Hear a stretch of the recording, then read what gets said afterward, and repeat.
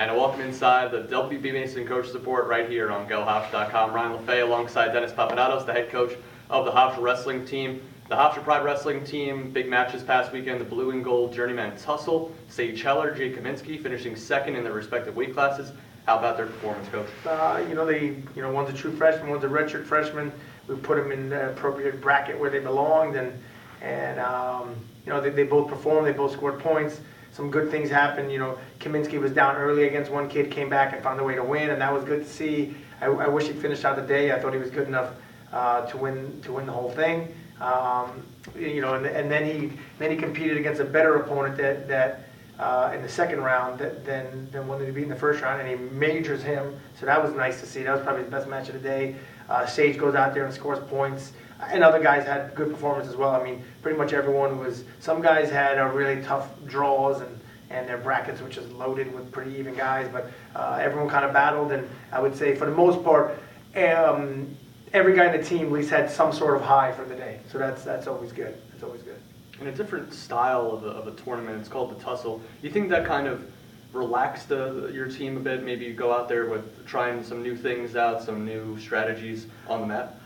Yeah, because there's no team score. It's designed that it's only Division I programs. It's for RPI. It's for like win percentage. It's for getting good Division I matches in, guaranteed matches. That's why all the coaches loved it. The fans loved it. But so it takes away some of that. There's no stresses. Like there was one point where I think Vinny Vespa was losing by like 6 points with like 30 seconds left. And Vinny's got some dangerous moves that I usually tell him, you got to be careful when you try it because they're dangerous, because you can give up big points if they don't work the other way. So he was losing. I think he was losing by 5 with about a minute left, and I went like, hey, give it a shot. To me, it doesn't matter if you lose by 12 in this match or if you lose by 1, because it's not a team score. It doesn't go from a tech fall to a decision. Say, hey, give it a shot, because if you get it, we're going to win.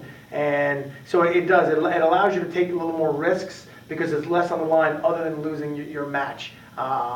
Sage takes that too far sometimes. He takes too many risks, but he's doing better keeping it down. But his risks become rewards a lot of time. That's why I don't mind him as much. But I think it was fast and furious, high competition. I know the coaches loved it. I know a lot of fans loved it. It was a fun event. It was different for the guys. They were able to focus in on themselves and be selfish, which is what I tell them. Sometimes you're going to be selfish to worry about you, and you can have better days.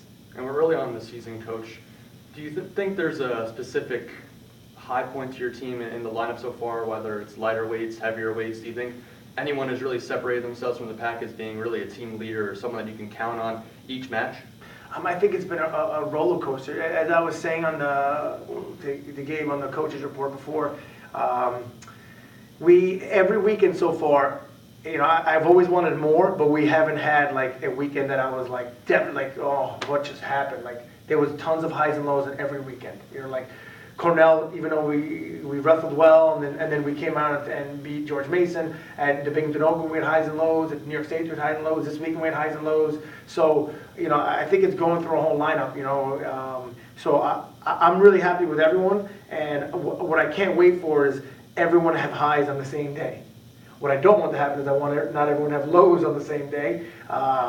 Which hasn't happened yet, but we're working on making sure everyone has highs on the same day. And if that happens, we're a pretty darn good team right now, even with how young we are. So that's, I wouldn't say anyone really stands out. Sage has the most wins, but he's had some ups and downs too. Kaminsky was down, then he was up, and so it's hard to say. We need more consistency out of everyone, but the effort and the level and the attitude there. So that's what's good. And you just mentioned it, a younger team this year, of course, with a couple of wrestlers redshirting. How has the team chemistry played out in practices and traveling? Has anyone really separated themselves as a team leader that you didn't really see at the beginning of the season? Obviously Mike Hughes, when we're here, he takes control, but we're on the road and Hughes ain't with us. It's been a variety of people. The Burkharts are pretty vocal. They like speaking. Nazadah's been pretty vocal. Some of the like Sage just is not. He's just not that vocal. Either is Jacob Martin or Vespa. Vespa's been a quiet leader. I'll be honest with you. He doesn't say it as much, but he does things by actions, or he'll come at you with a one-liner, and you're like, wow, that was good. You know what I mean? That's why Vespa does a lot of that. and Bobby a little bit. Bobby Fair, a lot of the guys look up to Bobby, so it kind of goes that way. And Oxley's been around, so it's been leading by association. I think the guys all respect each other, so it's been good. But I do look forward to someone really stepping up and being an absolute team leader that we can rely on without even Mike, even for this year and for next year. But it's nice that everyone kind of takes the burden onto themselves. We got a pretty good team chemistry going on right now. And coming up this week, the Binghamton Bearcats in an EIWA match. What do you see in the Bearcats? How do you think you can pull out a victory? They're very solid, from top to bottom. They don't have anyone in their lineup that you're like, whoa, that's a guaranteed win. And they have a very good kid at 84. Obviously with some of the guys with redshirting, we'd have some matchups that we feel like would be guaranteed on our part. Not that 84 is guaranteed, but that's their one real standout. But they have 9 other really good wrestlers. So all we have to do is come out, match intensity, and I truly believe we're going all 10 weights. It's not far out of the question. Believe me, they're gonna try not to let us do that, and they're gonna battle. And it's an EIWA foe. It's turned into a rivalry over the last 7-8 years. It's a New York State foe. So there's a lot going into it. So right before finals, probably right before their finals. It's almost like the end of the first part of the season, if that makes sense. So, I've been, trying to focus that on the guys. We got to get through this 5-week grind, and the 5-week grind ends on Friday. So hopefully everyone just sees that light at the end of the tunnel and goes out and puts together a great effort. And we put together a great effort. We're going to win. But I'm sure they're going to battle back. But all we have to do is try to win each minute of each match, and good things can happen. Dennis Papadatos, the head coach of the Hofstra wrestling team. Coach, thanks for your time. Thanks for having me. Appreciate it. And thank you for watching the WB Mason Coaches Report right here on GoHofstra.com. Good job.